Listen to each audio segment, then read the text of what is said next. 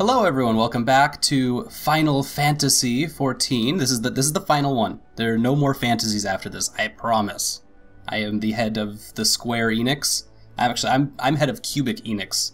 You don't even know that we are on top of Square Enix, but there aren't any more fantasies after this one. Well, okay, after Final Fantasy XIII, 2, and then Final Fantasy 15, but then no more. There's no more Final Fantasies. It's the finalist of Final Fantasies. Anyway, we are here, as you can see by our glorious, lovely bombs everywhere. We are on the second floor, or top deck, or whatever, of Ffxiv, and we are preparing ourselves for the summer festival. And so, even before we get into this, we have a little bit of link shell politics to discuss, or at least make fun of me, because I'm a dingbat who is still learning how this whole thing works. So, innocently enough, I ask our dear friend James, what are you up to tonight? And he gives me an innocent answer. So being the cavalier individual I am, I give him this, I tried to give him this answer and instead tell the entire link shell, rad! I'm gonna do a striptease for the interwebs, and then do some leveling as well. So yeah, that's what I just told the entire link shell, who I've not really met yet, aside from the odd congratulations. So now they know Siobhan Marsden as the strange individual that, well, let's be honest, we collectively, Siobhan and I, we kind of are, but that's different. This was a mistype. This is an MT, well, kinda, because it still went to the same person, but yeah, I deserve these faces. So anyways, I am learning to get the hang of how to talk to other people. Anyway, they all say hi. This is my way of at least telling them how, maybe like trying to settle and sweep this aside. Anyway, they aren't people, they're interwebs. I'll let them know that you say hi back.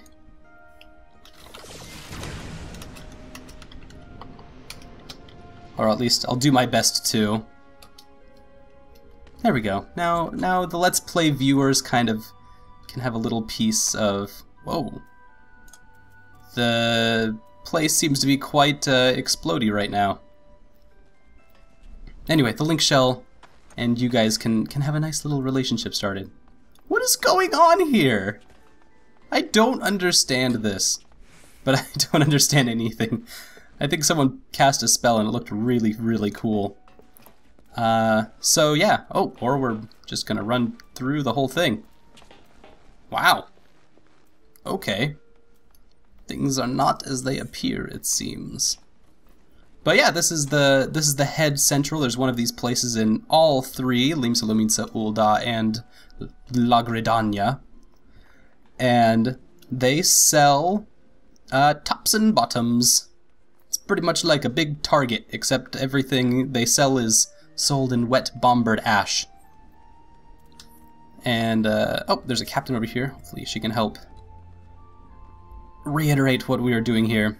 The Cascadiers are in dire need of brave souls to assist in extinguishing the Bombard Menace. The name that is all cool and refreshing. Okay, so what is the Bombard Menace? What is wet bombered ash good for?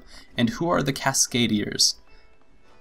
These questions are nice. They give us context, but the meat and potatoes here is there is a Bombard Menace that gives us wet bombered ash, who we give to the Cascaders. So, since just having the questions there answers all of our questions, we can look into how this all works now.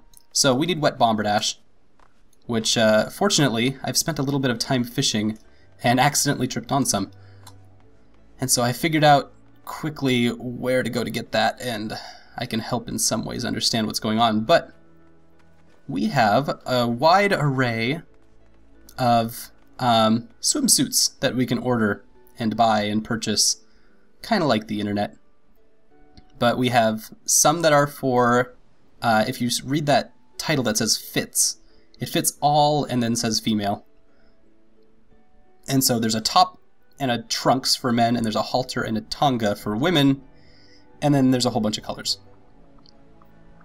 And so some of these are pretty expensive. They cost 15 comparatively to some of them that are just kind of color swaps that are only worth 3. And then there's a whole bunch of sparklers, so Luminsen, Sparkler, Gridanian, and Uldan, which are just color swaps, I believe. So red, green, and yellow, or blue. Red, green, and blue. So yeah. So we can take that information and walk the crap off of this place. Limsa has some weird gate stuff going on. Every time you you walk out of one of their areas, they take you to wildly different places spatial-wise. And so now we are suddenly in Lower La Noscea, even though earlier we were in Upper La Noscea, which to walk between those two places would take a lot longer than just going through Limsa. And so we are heading to this fate right here, which is already in the runnings, which means we are probably going to miss this one. But it respawns here a whole bunch of times over and over. And so to miss it isn't too much of a crime, but this is fortunately the one that's within our level range. We're only level 16, and this is a level 13 fate. But going there, beating the fate or failing the fate, nets you a couple of these Bombard Ash collectibles. Different values. I have failed one. No, I failed a whole bunch of them actually, and I've succeeded probably twice. And so when you succeed, it gets you 30, and when you fail, it gets you 20. So hopefully we'll get to see that. But if this fate's already been going on for... Yep, there goes. Never mind. Oh. Oh, I guess all of the fates resolved. Oh, we're fateless. Where does our destiny lie now? There are also fates in the other regions, but I just like this one. And there's also usually fates all around it, so in the meantime, if it's not going to show up right away, we can wait about 5-6 minutes or so, take on some of the other fates in the area as they arrive, and if there aren't any, I can show you some fishing. So basically this whole small episode will stack up pretty nicely. What is this place? This is a... oh, this is the Morabee Dry Dock, so kind of the city of this area. They've got a crystal there, which I would totally use if I didn't go broke doing fishing. Which I did. Part of the, oh my gosh, look at these! They're Morabee moles. It's so cute! Someone's clacking behind me. Oh, I think it's these guys. Okay, they make a weird clacking noise when they walk on grass, but they are adorable. They do not necessarily look like moles as much as they look like, I don't even know what, some kind of Miyazakian horror. Oh, and we have giant enemy crabs too. Megalo crab. Okay, so this was where the fate was, but it's gone now. They seem to pop up every about 6 or 7 minutes, so I'm not in too much of a worry when it comes to finding one. In the meantime, I will show you this cool thing I just found out. And so I am switching from my spear, which is my pink spear that I got in that dungeon, to my fishing rod, which strips me of all my clothes. Which would be a problem if I didn't have some sweet backups.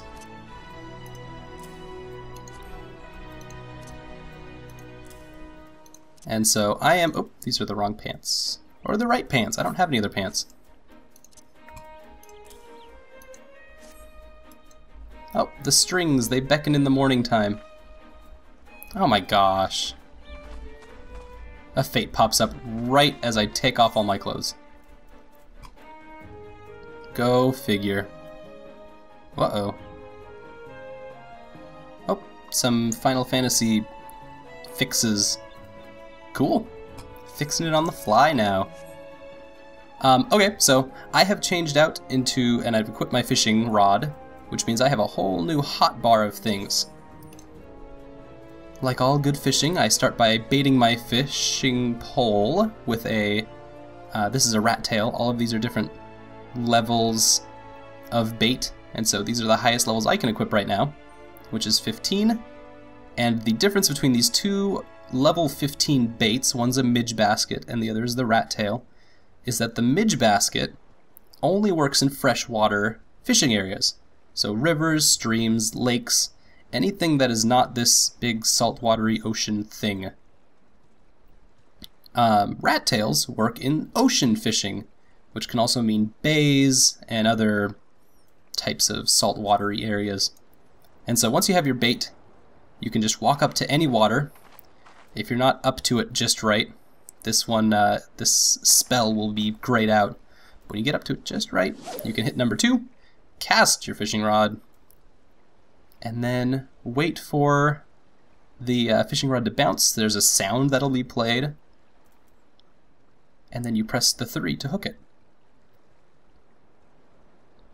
Or at least use the hook ability is probably the technical term. So we get some nice messages, and then we get a glint of some kind, and then it tells us what we have caught and how big it is. This one is 3.5 ilms. And so after that happens, we can cast out again.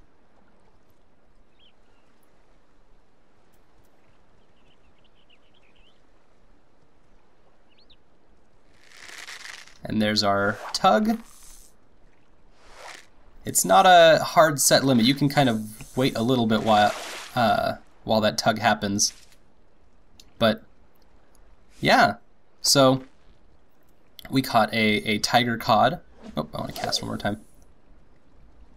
And so there's a bunch of different fish in a bunch of different sizes, and the sizes are dependent on a couple factors. You have your bait as one factor of not only the size of fish that you catch, but also what fish you catch. But we also have, the beautiful thing is you can hook in and cast out at any time, no matter what menus are open. So we found a Vongola clam. But your ability is also dependent on 2 skills, your gathering skill and your perception skill. So gathering affects how often or how quickly you can catch a fish, I believe, and perception affects the rate at which high quality items, maybe this is one? Looks promising. Boom!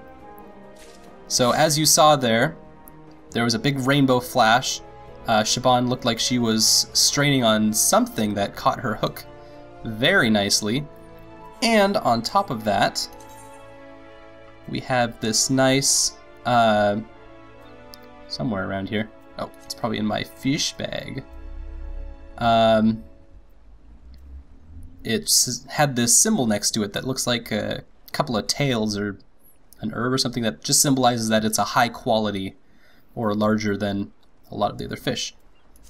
Which is cool because those fish sell for more, they give you extra experience, and you can turn them in for the leave quests at a huge gain.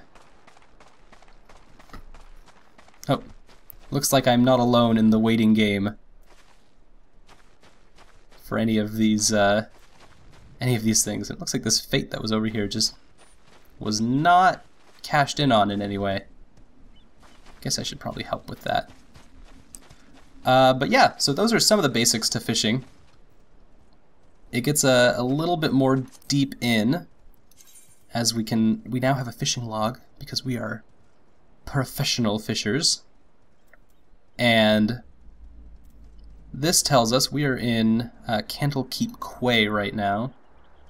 It shows us where this area is, because we've discovered one of these 3 different areas out of a total 9. And it shows us all of the different fish that we've caught in this area, so it keeps tabs on it for us in case we need to find a specific fish or oyster or whatever for any quests. And so, like, I have a leave quest for pebble crabs, which I have 3 of them, and I have a leave quest for Moribay flounders, which I have not only 3 of those, but I have 3 high quality ones. And so hopefully I'll be able to turn that in for extra credit. Embarrassingly enough, I'm actually now higher in fishing than I am as a battle class.